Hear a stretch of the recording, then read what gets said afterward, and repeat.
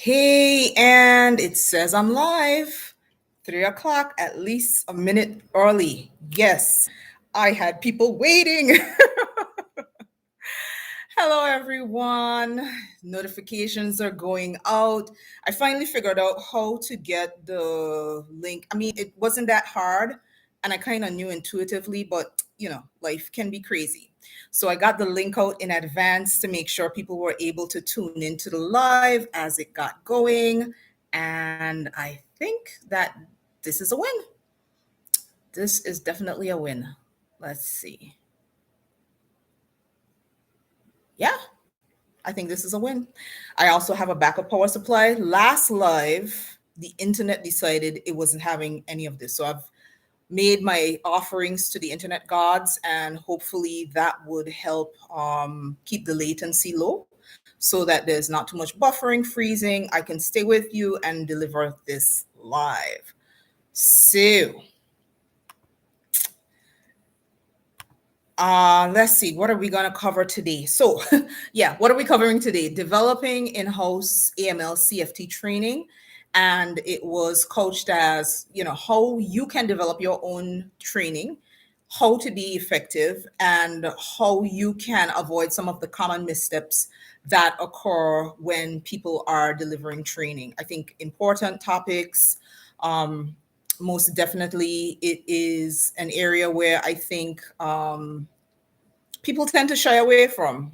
And, sometimes they might think that's not for me. They might have the different challenges, but anybody can do training, anybody can do it.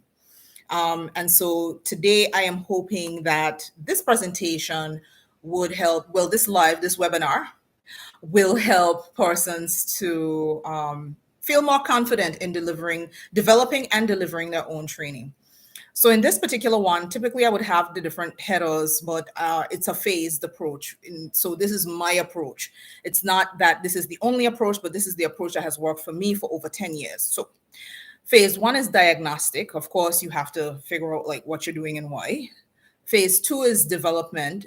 Phase three is review and revise. Phase four is delivery. Phase five is assessment and testing. And then phase six is documentation and or updating. And then we'll look at some of the other factors you can consider. So things that might not be immediately like this is developing training, but things that you should consider when you're giving a presentation, a training of any kind. And it's not just PowerPoint. We're going to go over some of the different ways that you can do this. So yeah, and there's a freebie. There's a freebie in this one as well that'll be dropped in the link. So I welcome people back to the live. Thank you for jumping in early. And let me just say that this is a topic that's near and dear to my heart. Preparing for this was not as easy as I thought it was going to be, because I've developed training for a long time. And I guess what has happened over the years is that it has become intuitive to a larger degree than I realized. And when you have something that's intuitively developed, putting it down into steps takes a bit of doing. So, you have to think through it. But I think I got it done, but you'll let me know. So we'll go over these things that anybody can do and help you to develop your own in-house training. Just like last live, 2 weeks ago, there's going to be a free gift for the first 5. And after the first 5 get in, it will be, there's another code that's going to be coming later down. And we're going to go for that. And I was working on developing something else for the lives. That'll come too, but that'll be announced. But I can give you an early heads up. We're going to have a live next week, Saturday, same time, same place. But make sure you watch all the way through. Make sure you're checking the chat, and I'll be dropping the links in the chat during the live. So let's see. Where do we begin? Hey, yes, my loyal viewer. Thank you. Yes, thank you for joining me. I am so happy that I have people who are supporting me. Separately, I want to welcome the new subscribers, and some of you may have found your way here. You might be watching this after the live, but some of you may have found your way to my channel and subscribe to my channel because of the shout outs and endorsements I've been getting on LinkedIn from influencers like Bill Callahan of the Blockchain Intelligence Group. And I promised a huge shout out to Bill. So huge shout out to Bill Callahan at the Blockchain Intelligence Group.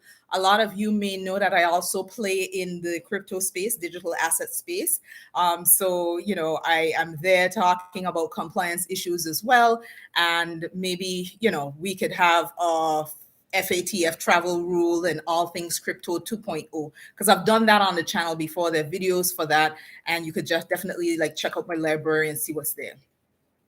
Now, getting a little back to the main event for the existing subscribers, I also want to say a huge thank you for sticking with me. I am going to be more consistent with the lives, and I'm committed to having at least 2 lives on a Saturday every month. So every month, at least 2 lives. But there'll also be pop-up lives. This week was incredibly difficult. I don't know if you've been following what's going on in the Caribbean. Some of us have been suffering a heat wave, and I've taken to calling the sun the ultra sun because it's just ridiculously hot. Like, we had heat indices up to 115 degrees. That does not happen. Where are the trade winds? Where are they? And now we have tropical concerns out in the Atlantic to be concerned about. But let's not focus on that. Let's not focus on that. The pop-up lives, we're going to get to other topics and make sure you keep in the know. But if you're a newbie or you haven't subscribed yet, please do subscribe. It's completely free and it helps the channel. And I'm getting to 1,000 subscribers. I'm getting close. And it helps to reach people who would be interested in what I have to say on topics like AML, CFT, governance, regulation, compliance, and all of that stuff that is generally not sexy, but I try to make interesting. So, and try to make it relatable. It was raining in SK this morning. Good for you. We just need like an hour of rain to cool it down. But I ain't mad at you. It's been hot. So the live is about to get going. So if you know somebody who's going to benefit from this content, share, and share again. And thank you for joining me. So let me get to my disclaimer. I am a financial services regulator. I am not a lawyer, and I am not a professional advisor. And the views on this channel are definitely all my own and do not represent the views of any regulatory authority or international standard setting body. Now, with that out of the way, let's dive in. So I mentioned I'll be going through this in phases, and phase 1 is the diagnostic, right? Let's see what's wrong. So sometimes you get a diagnosis to tell you what's wrong. But in the diagnostic phase of a project management, or even training and development, it is to assess what you need to do. So where do you need to train? What areas are weak? And training in AML CFT can encompass a lot of ground. It's not just KYC, although that is really topical. It's one of the reasons why it's one of my main online courses, because people still keep getting it wrong. It's more than that. It's more than customer due diligence requirements. You have governance, you have risk assessment, you have sanctions, you have employee vetting, you have suspicious activity reports and suspicious transaction reports, you have changes in regulatory requirements, you have compliance requirements, third-party relationships, internal controls, record keeping, and so many other things. That is just like off the top of my head, and there are more things. But the first phase in the diagnostic has at a minimum 2 components: what to train and who. So you have to train from the C-suite down. So all executives, all directors, and a lot of directors like to think, I don't need training. That's beneath me. Nothing is farther from the truth. You need to keep up to date and fresh. And it's often that those people who tend to get complacent because they have higher positions feel that, well, that's not for me. Let the others do that. No, because they are sometimes the biggest risk factors in some forms. But from C-suite down to the receptionist and the doorman. And of course, you need to have tailored training for the different areas of staff, because you can't train them in the same way. They don't have the same functions. They don't see the same risks. Some people might be more client facing than others. Some people might be in the background with accounting. And I spoke about the ultrasound. I'm not outside, but the effects are real. So this sounds simple enough, right? You think?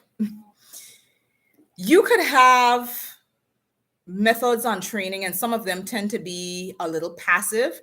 So you have those online trainings where you click through and then you might have a quiz at the end. I find, for me personally, those are good as refresher training. I don't think that those should be the only way that staff are trained. And I see a lot of firms are leaning into using these e-training platforms. Now, caveat, because I do have online courses on my website. The click-through training is usually a mandatory training, and it's almost like those trainings by rote. So, what color was the shirt on the girl? Green, to see that they are aware of things. But in terms of retention, the retention is not always there from those trainings. And this is not me saying it. This is certain studies and what have you. But you have other more interactive training that helps as well. But then you have the death by PowerPoint approach. We're going to speak about that as one of the missteps. It's a common approach, I'm kind of getting ahead of myself with a misstep, but it's where trainers speak at people and not to people. They don't meaningfully engage. PowerPoint can be really effective, and I quite like PowerPoint personally, but I like to also engage during a presentation, throughout a presentation. Some people are not comfortable with that. So you have to find something that's comfortable. And if you're not comfortable with, say, engagement during a presentation, perhaps if you have a topic to deliver, you could break it up into 4 pieces so that you allow for natural pauses for people to actually engage. And it will become more user-friendly for you as well as the people that you're training. It's also useful to have a case study or 2, but I'm also getting ahead of myself. So who and what are you training? Pick a topic, pick an area, pick, why you need to train it. Is there a risk that you see? Set that out. What's the purpose of the training? And then you move to phase 2 in terms of the development of the training. So you know the what and the who. So you then need to identify what's the mode of training. Are you going to have interactive sessions? And interactive sessions could also include simulations. And so outside of compliance, say like astronaut training, pulling this one completely out of thin air, but it's actually exercise that's used in team building exercises. You pretend you're on the moon and you have these things. What do you do? And it assesses critical thinking skills. The same thing could be said for some of the trainings that are developed with scenarios. You give them a scenario, and it might be a live scenario, like you act it out, and it helps to see whether people have critical thinking skills in relation to detecting compliance issues and risks. You might have different things that you would want to target that to. And some areas of AML CFT lend themselves better to scenario testing. And one example I like is SAR, STR filing, which is suspicious activity report or suspicious transaction reports. The topic is one that's commonly known by staff who've been employed for more than 10 minutes. But you give them maybe 3 different scenarios and see what the default position is of staff. And it might be group exercises, it might be individual exercises. It depends on the number of people that you're training as well. But the important thing is that you're trying to figure out whether staff would know what to do. And more importantly, should they know what to do? Because when you're looking at the purpose of the training and you have the simulation and SAR, STR filings, they should know to report this to the money laundering reporting officer and not blab about it to other staff, because that's tipping off. And a few more things in terms of, like if you have certain procedures as to how to do it and all of that, do they actually follow those things that have already been documented? So make sure that you have in mind what you expect to see so that you could document what you actually do see in the scenarios. And you have it as a teachable moment, right? This is the purpose of training. But, you should also have in your mind, like, descriptors for the training, the mode of the delivery, the expected outcome, and this is something that you need to have before you press go. Does it work every time? I can tell you no, it doesn't, but it's best to try and be prepared from that mindset, but also be open-minded to it. And that's one of the things that I've also learned in delivering training. Oftentimes, I might have delivered a training where I expected a certain outcome or anticipate certain questions, and I get something that is completely unexpected. But, once you're sufficiently prepared, you would know how to provide a proper answer to a query that comes up, or how to address certain things. So, the scenario-based training could be then followed up with a discussion, an interactive chat, a quiz, or all of the above. And this is why scenario-based trainings tend to, I think, net better results, because people learn through different ways, and having that post-scenario testing, training, engagement, and then the discussions and everything. So you're using different modes to help people learn and bring them along with you. Right. And it could be PowerPoint, but PowerPoint, we actually are going to get into some of the development points for PowerPoint in a later stage. It doesn't feel intuitive, but trust me, once you have the material, you will know what to put. But there's some common mistakes that happen with PowerPoint presentations that I'm going to go over in the missteps, and that'll help in terms of thinking about development of a PowerPoint presentation. There's a rule about 30, 20, 10. So use 30 fonts, 20 minutes, 10 slides. That was an old rule from back in the day, but basically try to make your slides less busy. But again, we'll get into that in the missteps. Phase 3 is to review and revise. So you've not delivered anything yet. You have developed, right? It's not delivery. Before you unleash this brilliant training on anyone, you need to review it. Check your legislative references where you have them. Do you have the right law cited? Is it correct? Has it been recently amended? Has it been recently repealed and replaced? That has happened. I have seen trainings that are talking about laws that no longer exist. So, check your case studies as well, and make sure that the scenarios are useful and don't necessarily offend, because now, not as a matter of being politically correct, right? But you might have in a scenario that might jump on a nerve of somebody who has had an experience. Say they were accused of a particular crime, and they were found to be not guilty, but then you use that same crime in a case study, knowing that this staff has had this issue before them. That is a bit insensitive. So you really need to have awareness of your audience, situational awareness. Do they have the complete information for case studies? Now, at least complete for the purpose of trainings, because in case studies, you want to actually have an element that's missing so that the audience can pick up what is wrong or what is missing. But for me personally, I've developed training, and sometimes I have to step away from it, because in my mind, I know what I'm looking for. But I read the document and I think that it's complete, but it's not. But because I know everything in the case, I've developed the case study, I know everything in the case, and I'm trying to deliver this training and have this case study. Sometimes, I miss something and it's like, okay, Simone. So, it's important to make sure that you have that. Do you have the right citations? Because sometimes a case study might have references for them to go on the internet and look. And this is a big one, because sometimes you can develop case studies from totally fictional characters and totally fictional circumstances. But if it's developed from a real thing, sometimes it's useful to have the citations. You might not give them a citation at the point of giving them the case study, but definitely afterwards. Sorry, I am just like evaporating. I'm becoming more condensed and concentrated.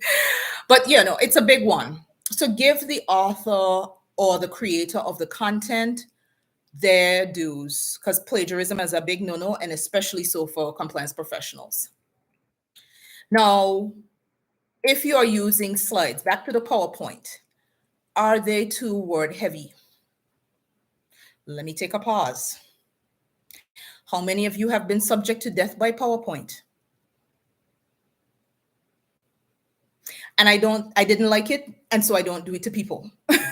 But there's some who don't get, they feel like they're bringing across this brilliant idea, and they want to just basically assault your eyes with these PowerPoint slides that are so full that you can barely read it. It's like 9 font on, a 60-inch screen, display screen in ultra high definition. It's painful. By the time you look at all of those words on that screen, it ends up looking like a QR code. There's so many things going on. Do not do that ever. Please stop doing it. When you're building your PowerPoint presentations, less is more. Can a concept be better brought over by pictures on, an infogram or some sort of process flow chart, or even a picture like, I've used pictures, I have friends who can pull the royalty-free graphics with people stealing money or pickpocketing and thing. Sometimes the picture displays what you would want to see, and people will remember the picture while you're speaking about the concept. And remember, people learn through different ways. Some people are tactile. You might be able to tell that I'm tactile. I'm more tactile by the way I use my hands. You might not be seeing my hands all the time, but trust me, they're always moving. Some people are auditory, so they can listen, sit quietly and listen to a presentation and absorb everything. Others are visual. Now, all people tend to be a combination of some of those things.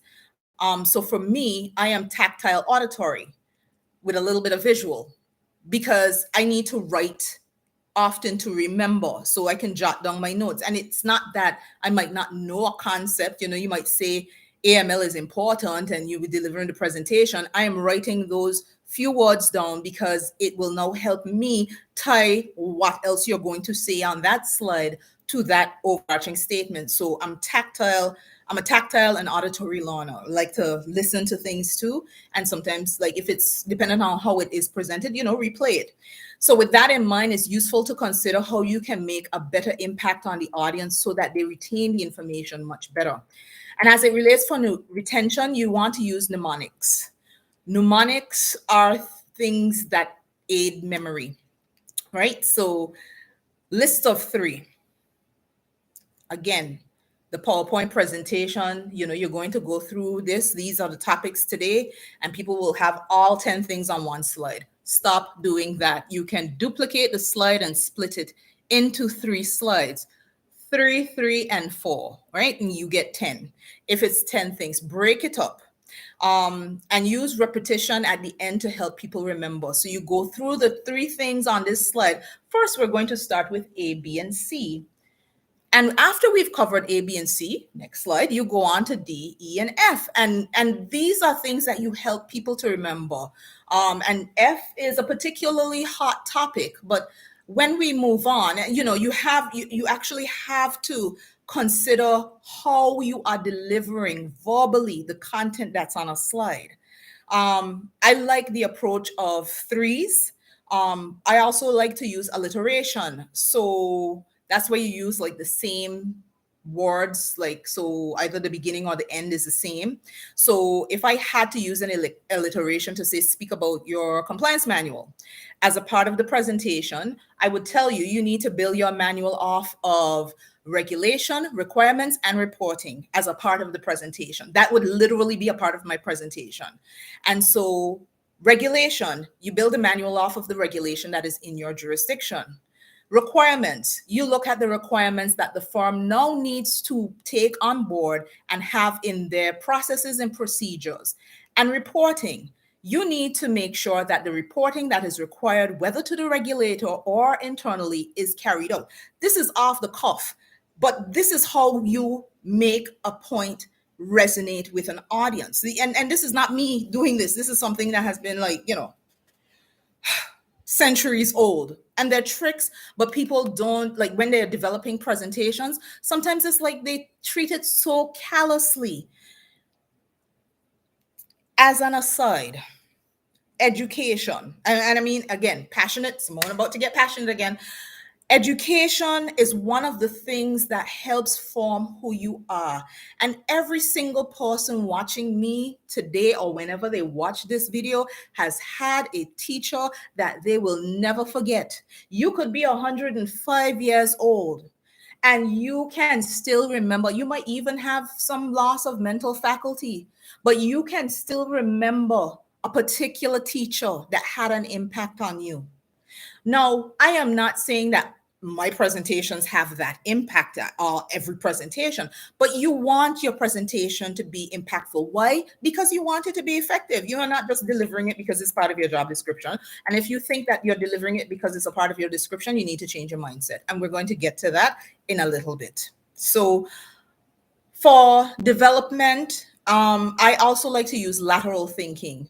So compliance is compliance is compliance, and that compliance is something that's required in the medical field, in oil rigs and thing. A few months ago, I spoke about my checklists that are on my website, and I used an analogy that almost everyone could appreciate. You've either taken a flight somewhere or you've watched something that involved a plane. And I use the comparison to risk assessments as a compliance professional to using checklists, because pilots use checklists every day for takeoff and for landing before they move that plane. They have an actual physical document that they go through. It might be on an iPad by now, who knows, but it's still a checklist.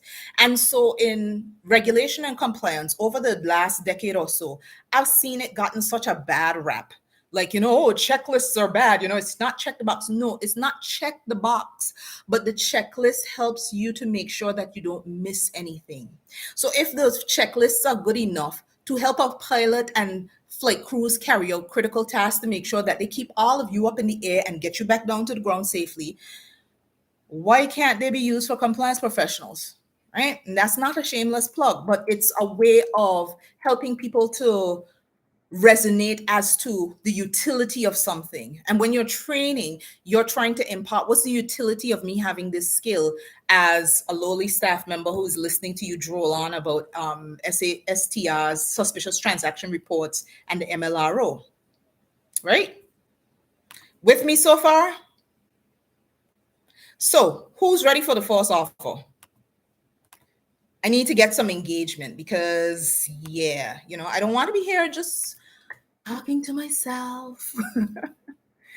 But I'm about to drop the link in. So it's again a Force 5 link. It's going to be that risk assessment checklist that I spoke about. And it's another tool that I use to help compliance professionals. It's one of 3. The last live we have me, yay. Last live we had the compliance officers checklist. Now those things are still there. They're not free, but the first 5 get it in free. I'm just making sure people are locked in and tuned in and everything, and you realize that there are more than 5 people watching. So you ready? No code needed. Pasting. I'm about to hit enter. There we go. So the code for the Force 5 is in. See what you can get done. So let me continue. And that's not the only offer for this one, but let me go back to the in-house training. So now the last part of the review and revise process is actually, review, revise, development. So it's actually to subject yourself to the training. A lot of people develop training and then don't think about how it would be received. They don't actually put themselves through it. Use your computer, use that read aloud facility to read your presentation aloud. If it's a PowerPoint presentation, again, not word heavy, but on some of the slides, you might have your script underneath in the notes. Pull out the notes, put it in a Word document, and have your computer read it to you. Often you hear the mistakes there that your eyes are glossing over. Again, different ways of acquiring information. Auditory versus visual, because typing your visual. Auditory, you hear that mistake loud and clear. Project the PowerPoint onto a nice big fat screen. Errors that you may have missed are there in stunning ultra high definition for you to see and correct. and you get to correct it before you go out to the public or to the staff or whomever you might be delivering this presentation to. And yes, some of these things, some of these missteps, I've done them. I'm not perfect. I have been delivering presentations literally at conferences, get up on stage, second slide, and I'm like thinking to myself, what the French toast is like you think sometimes, and sometimes it's like you correct something but you didn't save, so the correction didn't take and then you have that nice public shaming, but people are tend to be mild. But if you're a bit like me and you lean towards perfectionism, I'm learning to lean away from that because perfectionism stalls progress. Yeah, that could be like one of those things that kind of sinks into your stomach. So yes, people getting through all right with the live, the live.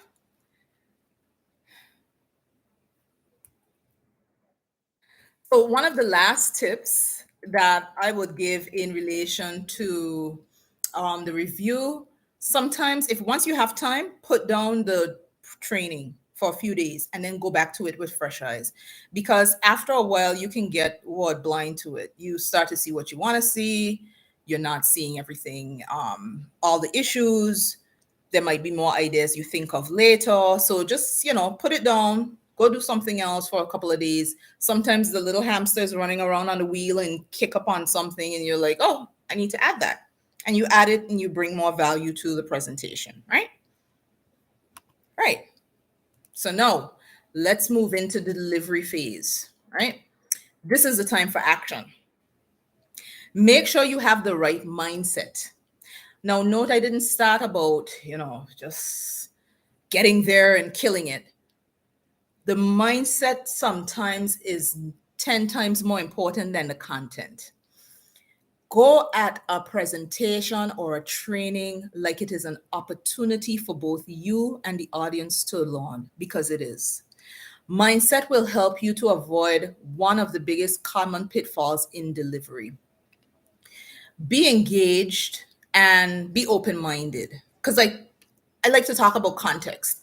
And I've seen presentations where the person is delivering some sort of content that is brilliant, groundbreaking, like faster than light travel, like Star Trek is going to be real now. We can do this. But how? I am, it's like it's painful to actually try and assimilate that information. And if you're a Trekkie, live long and prosper, you would understand where that came from. But in the context of what can work for AML CFT to mitigate risks, you might have some issues in the delivery that wouldn't work. So for example, context is so important. So money laundering strategies used by criminals in a society like here in the BVI might not work in a different place. And I'll use the place like of let me use another island of Puerto Rico. And why is that? The BVI is a very heavily cash-based society. In Puerto Rico, you could use your card to buy anything from like 99 cents and up. So people don't necessarily have to walk around with cash. That particular behavior and social conditioning in a particular community will change how criminals might face laundering money, just on the base of it. So it's also part of why I think one of the next career spots for regulatory authority is a behavioral scientist. And if you know any regulatory authority that has a behavioral scientist, definitely let me know in the comments or on LinkedIn or something. Now, if you're finding this content valuable and you haven't given me a thumbs up yet, make sure you do so, and to share if you haven't done so already. So in the delivery, making your training impactful is useful to helping you be successful. I've gotten positive reviews from other people about some of my trainings because I go with the end in mind. And so where I have latitude for certain elements, like for conferences, you might not have that flexibility. But if it's AML CFT training, scheduling training around lunch, don't do it.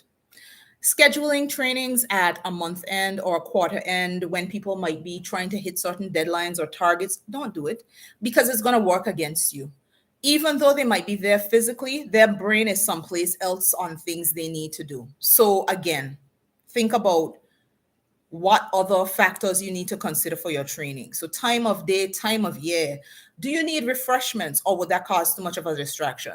I know in certain venues, people are very polite. They'll sit, they'll train and thing, and then they'll get up and get the refreshments. In other societies, it might be like everybody's having a free for all at the refreshments bar, and it's very disruptive to others who are trying to listen, because you're hearing teacups clanging and dishes while they get a croissant or a bagel or something, and it's just too disruptive. So you think about that as well. Should we keep it simple to water, and even to some of the water bottles? Imagine like a few dozen of those going off in your training. So even to water and how the water is positioned. And I mean, it might seem like really out there, but these are things that can be disruptors to your training. I have a backup battery because I don't trust. Um, last time the internet went down, it might be the power today. I want to be prepared. This is contingency planning, part of compliance. So if you're not good at public speaking, what do? Like any skill, you practice. And when you deliver a presentation, it often goes better when you've had at least one really good practice run, not reading it over, but practice like you have an audience in front of you, or if you have the resources, practice in front of real people. But it's also normal to get nervous. And I still get nervous when I have trainings to do. I don't get nervous too often for lives now. I still do a little bit, but it's like minor in comparison to where it was. My first live, I did, I think it was November 2021. And I was almost erect. And when it was done, I was like, that's it. And it was funny for some of the people who are in the room, because they know that, I am used to delivering presentations. But even to like conferences or presentations with people I know, I still get a little nerves. In other scenarios, I've gotten major nerves. It is normal, and you have to have strategies to deal with it. The TEDx talk that I delivered in October, OMG, I was hella nervous. I was like body wanting to shut down, major anxiety attack type, panic attack type thing happening. And it really surprised me. So what to do? It's important to have strategies to calm yourself. And I have a few, like breathing techniques, to affirmations, and to a half a glass of something that might not be water, depending on where I am. Also, I don't eat before presentations. If it's like a midday presentation, I'll have a good breakfast, but I am not going to eat anything during the breaks. I am not going to eat lunch if my presentation is after lunch, because I still get that nervous. I can't eat until I am finished with my training or my presentation. So while we're on the delivery and some of the things, let's look at some of the common missteps I think is useful at this point in time. You hate public speaking? Yeah. Yay! Yes, and that's important. That's a very useful. Thank you for sharing that. Yeah, it's really sometimes difficult because people have this challenge with public speaking, but it's like any skill you practice. It's like anything you fear, you kind of face that fear, and it's really not that bad, because it's actually a fear that a lot of people will understand and have sympathy to, and they'll be very kind in those scenarios. But some of the common missteps that I've seen done, and I would advise you not to do, one of them is don't talk at people. I have seen presenters, brilliant again, like, but they're talking at people, and people are put off by that. Because if I'm just thinking, oh, you are know-it-all, and you're just aloof, and you have that, you don't come with an open, engaging demeanor, you can put people off, and you could have the most brilliant, life-changing presentation on any topic, how to live your best life and become a millionaire in 7 days and all these things, and people can tune you out. So talk to people, present and engage. And that trick about if you're nervous and you're not necessarily leaning towards becoming a public speaker, or you're not a public speaker by default, and you have a presentation, break that presentation into 4 parts, like practice it. You have 12 slides, go through 3 slides, and maybe find a little joke or anecdote or story to tell to make you less nervous, and you have your transitional statements. When I have longer presentations, I like transitional statements because it helps build my momentum back. And I have them for these lives too. I actually have, you might see me glancing to the side because I have like little things jotted down to make sure that I stay on track and don't go off into the wild blue yonder. The second point is to develop training. Well, the common misstep, when you develop a training without an outcome in mind. So you're just training for training's sake. Don't do that. What's the objective? What do you plan to get out of this? Because when you don't have an objective, sometimes the training will reflect that, and people will be like, well, I want back that hour of my life, or however long it was, because they didn't feel like there was a benefit at the end of it. Another misstep is delivering your training might be brilliant, but having no follow-up. You ain't test, you ain't reporting, you ain't doing nothing. You train, and it's like, what is it? You get the layup. I am horrible at a lot of sports. So slam dunk, and then you feel the game is finished. The game's still going on. There's still things to be done before you can close it up and decide who won. A misstep, and this is a tricky one because it's not necessarily that on the compliance professional. Training doesn't have the board support. Now, when training doesn't have the board support, you have a different issue from a governance level. But if you don't have that support, there's some other elements that are going to be more difficult. And we're going to get into that in some of the later phases of the presentation. Another one is death by PowerPoint. Stop killing people. Stop slamming people with these PowerPoint presentations that have everything. Stop having a 40-minute PowerPoint presentation where you just talk and talk and talk. And I know it's ironic because I've been talking for 42 minutes, but you have these presentations where you talk and talk, and like nobody gets to come up for air. Stop doing that. And then the slides have on everything. You decide to quote the whole law. You decided to cite out the whole case study. Don't do that because it, again, visually, you're overstimulating me. And by nature, people will see a PowerPoint presentation full of words and they will start reading and stop listening. So you've lost them there. By the time you get to slide 15, people, and worse if they know how many slides are coming, slide 15, and they realize like we ain't even halfway through, people start tuning out and thinking about all manner of things. Well, what do I need to pick up from the supermarket today? I think I need some eggs. They're cheap again. I need some butter. I might do some scones this Sunday. People tune out. So don't do the death by PowerPoint. And please do not be an oblivious presenter where you are, because you have some people who are like that they're not talking at people. They're actually pretty engaging, but they're oblivious in the fact that they might not like to present or public speaking. So they hide in the topic. And even if a question comes out, they kind of skirt around it, but they get back to the presentation. So they're not really engaging. So that oblivious presenter might be uncomfortable and just might need a little more practice in their speaking.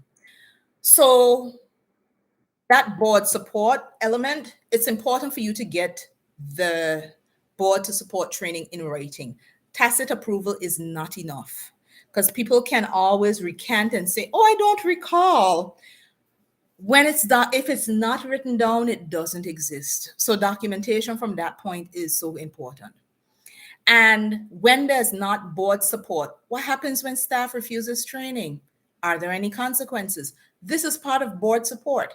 Now, in some organizations, if staff refuse training, they could be suspended and they have a particular period of time. They might have to make representations. HR and compliance are well integrated so that there are consequences. But if a firm has training requirements, but there are no consequences, might as well you don't train. Because there's no stick in terms of making sure that people are disciplined and really switched on to do their or in some forms you can't be promoted, or it's a demerit, so you don't get, like, everybody might get this bonus but you only get 30% of the bonus because you didn't do all your training in this particular quarter. So I can't speak for other regulators or other regulatory authorities, but I can tell you this: when I've seen that training is not well supported by the board, it's an area I zero in on. Targets locked. Because when I realize that the board isn't supporting training, or there are staff who are not training, including board members, I have a really good idea as to where to look for other compliance issues. That person or number of people who are not trained or who have shirked training, because training logs are submitted to the regulators, and we'll get to that in the last part of the phases. Whomever is shirking training is a point of failure. And in the past engagements, when I did inspections, I zero in on those persons and everything they touch. And 99 times out of 100, guess what? I would find issues, major issues of non-compliance, because they're not keeping up to date with the trends and the threats and emerging issues. So that is what happens. So that's just me in a formal life. So now time for the next offer. Woo! So this one, I don't necessarily have to drop in the chat, but no problem. I can do it. It's a code, and it's a one-time, it's a code. It's going to be valid on all the courses and the checklist, not the course bundle, until the 20th of June. That is Tuesday, and then it goes dark. And guess what? The code is, anyone wants to guess before I put it in? Anyone? You're still with me? Nobody's talking. Oh, yes. No, that's not the code. No. But it's a good guess. It's a good guess. Use code FATHER because tomorrow is Father's Day. And I'm going to give a big shout out to all of the amazing dads out there. And I'm also giving a shout out to all of us who are remembering our dads who are no longer with us. So use code FATHER for 17% off, and it's good for all courses and checklists until the 20th of June. So if you didn't get in on the freebie, that's how you get a discount on it. And it goes dark Tuesday midnight. So if you're watching this after, you can still get in on it. Now, for this training, I was working for this particular webinar. I was working on a template presentation as a freebie, an AML presentation as a freebie for the first 5. But life and timing didn't work for me. But it's still in development. Now, what I'm going to do on the same Tuesday, I'm going to drop a poll on the topics that I can develop a template training. It will be on a blank PowerPoint presentation.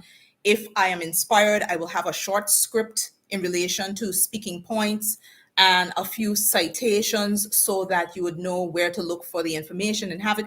And you can deliver it to your staff if that is something that, or have it. So if you're a compliance consultant, your compliance officer, you are someone who is training, say an MPO, real estate agent or something, and say like, not KYC. It's not going to be KYC. KYC will not feature in the poll because there's a course for that. There's a whole course for that on my website. But I will look at what the polls give me the results, and the most popular topic, I will have a pre-done presentation for the next live. And the next live, let's link next week, Saturday, same time, same place for that live. So hopefully that's something that you'd be interested in. So, right, jumping back in. So we're assessing the staff and testing them. Oh, you'd be interested. Good to know. Share the love, share the love. So assessing staff after training can happen in a few ways. And a quiz right after is one of the most common ways to do it. But there are other means of testing. Quizzes are good, but what happens if a staffer gets less than a desirable score? Now, I've seen this, and sometimes, like, you know to do the testing, but then you don't have what to do if they don't get a good grade. And what happens if that person is a director? French toast. What do you mean they had a bad score? So you retest them and then you make recommendations, but you have to have sensitivity to it. Assessment of training is also an area that regulators typically look at, right? So even if everybody's trained, I'm looking to see who did not score well and what was done, because it speaks to the robustness of your training. So, make recommendations, and even with directors, but just remember to be sensitive about how you communicate and have some empathy, because what I've seen is that people tend to be having a bad day or something might be going wrong. I've had bad days where, like, there was stuff like I could do this typically in my sleep, but one day it just wasn't happening. And the important thing is not to use it as a power trip over people. And that's another issue that I've seen in, like I'm gonna get on a very small soapbox. That is an issue that I've seen in workplaces where people have a little power because they need to train people or supervise people, and then it's like somebody's having a bad day, and instead of having empathy, they basically try to body slam the person. Why are we doing that? Life is already hard enough.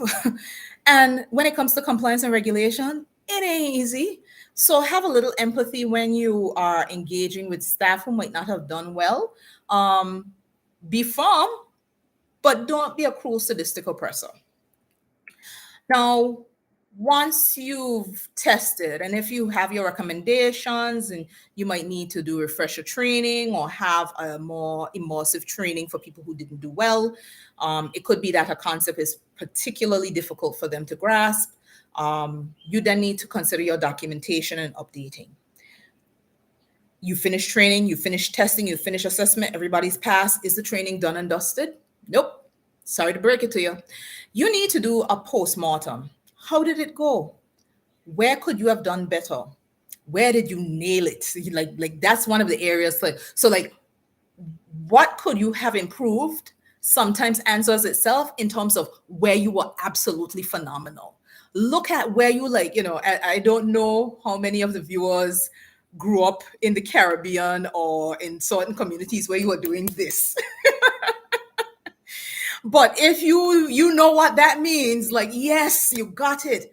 Take some notes on what really resonated, and because you might forget, but make the notes and update that same presentation.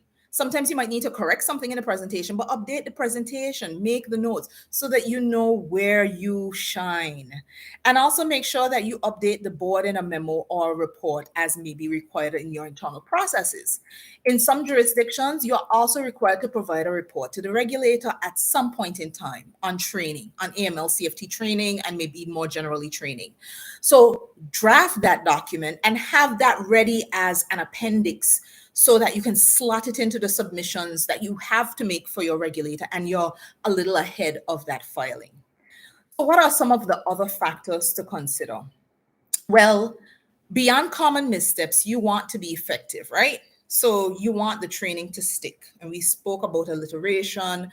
We spoke about lists of 3. We spoke about repetition, but it also needs to be timely. So to be effective, you have to do research, yes. But beyond that, you need to work on finding ways that relate the content on what is relevant to the firm and the staff.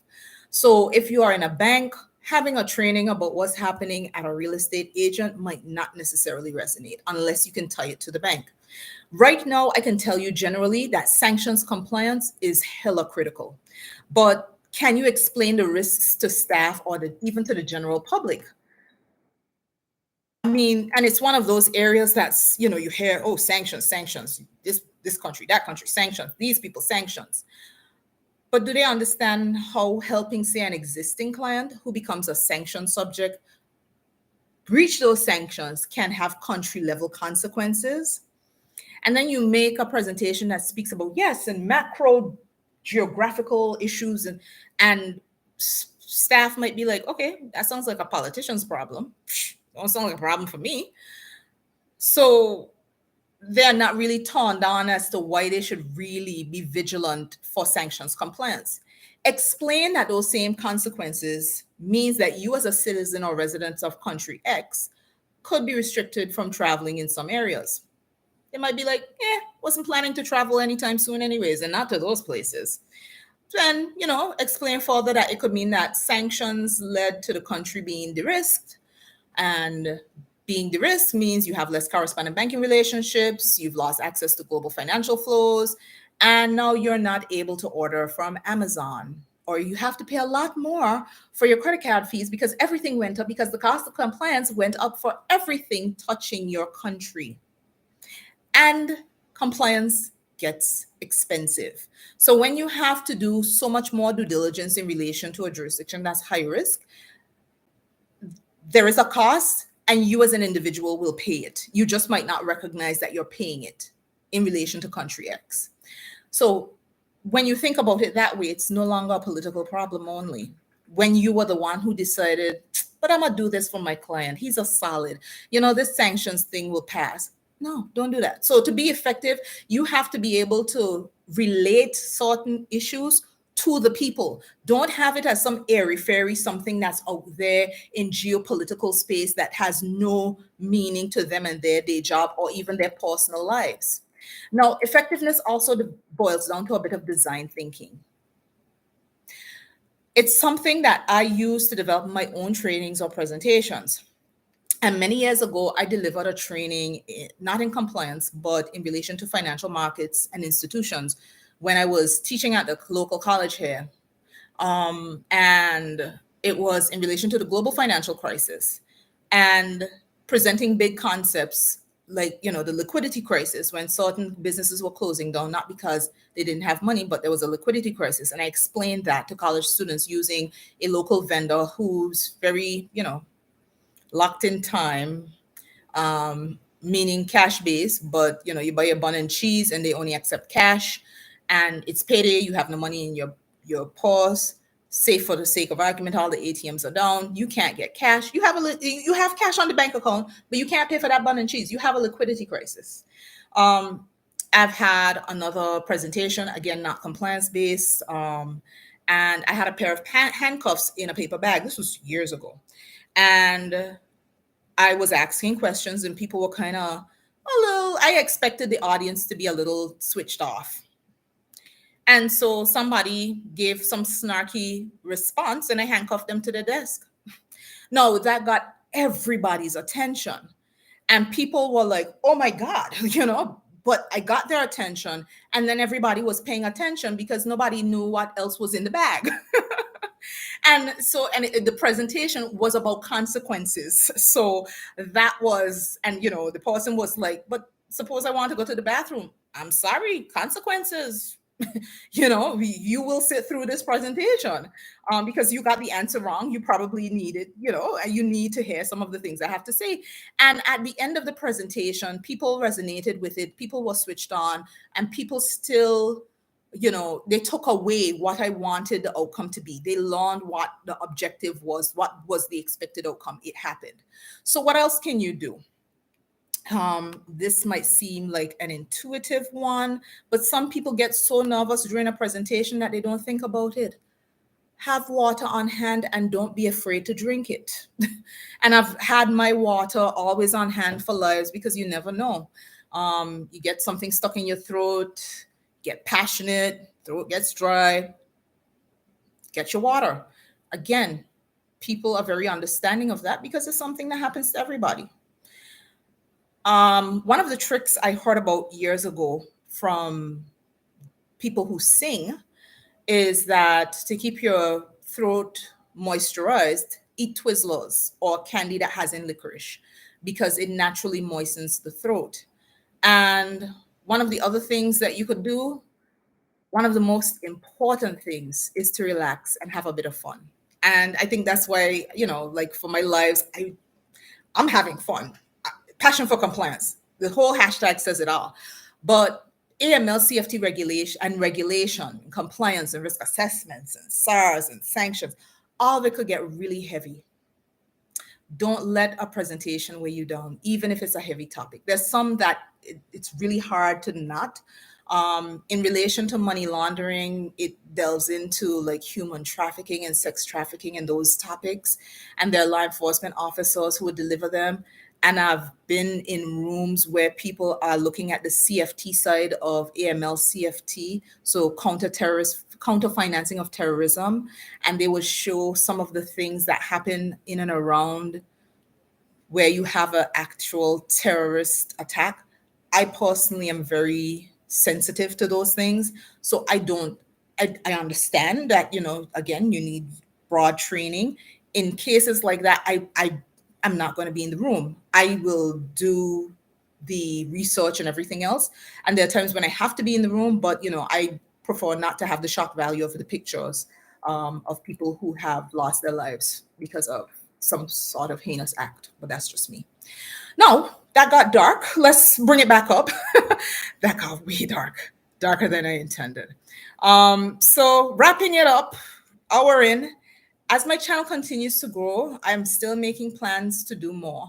And I'm excited by the plans. I could still remember when I got to 50 subscribers. And I started out on this journey, but then life happened and life continues to happen. But, this is a medium I really do enjoy. I have to give a special shout out, as usual, to the members of Chasing Compliance, the first membership for compliance professionals designed by a regulator. They get access to just about everything first, and they also get non-public information because, hey, there's some things that just won't happen here on YouTube. And I love them all, and I love them so much for sticking with me. And I can't thank them enough for the support that they continue to give me from day one till now. And some of the newbies in the compliance membership, seeing you. We're going to have some more meetups very soon. The podcast, that's coming probably towards the end of summer. The catch, it's members only. There'll be publicly accessible content always there. So on LinkedIn and here on YouTube, feel free to follow me on LinkedIn. Feel free to follow IGNUS Solutions Limited on LinkedIn because I post stuff there that sometimes I might not post to my personal profile. And before I go, I want to thank the team at IGNUS. There's a team behind there. So it's not just a Simone show. And people don't see, but they help me behind the scenes so much. Thank you guys. What else? Check out my community page here on YouTube and check out IGNUS on LinkedIn for the polls this week and vote for what you want in terms of having a done for you AML presentation on a particular topic, and you'll get to vote on which topic. And I will develop that, and I will be back next week for a live on that and drop in the first 5 free, the next batch, and it will be priced lesser than the checklist, but they will only be up for a limited time because my platform allows me to have a certain number of things on it. I will have it listed as a course that you can download everything and downloadables. But it will be first 5 will get in free, the others will have to pay, and then after that it's gone. So let me wrap up what we've covered. In-house training and how to be effective. And we've looked at some of the common missteps. We've gone through the phases. We've looked at other things to consider. And before you go, I want you to go to my website in the description below. There's an opt-in where you could get something for free. So go and see what it is. And whether you're in traditional financial services, fintech, or other businesses that have AML CFT responsibilities, and that includes realtors, NPOs, car dealers, and others, go get your free download. It's reusable. But if you've missed freebies and all of that, look out because, again, I'll be keeping this regular. Visit the website at ignussolutions.com. And I'm definitely looking forward to continuing the discussion and sharing my passion for compliance. Thank you so much for joining me. Thank you. Yes. We need someone in the Caribbean that train on CRS and FATCA also. I'm getting that CRS question a lot.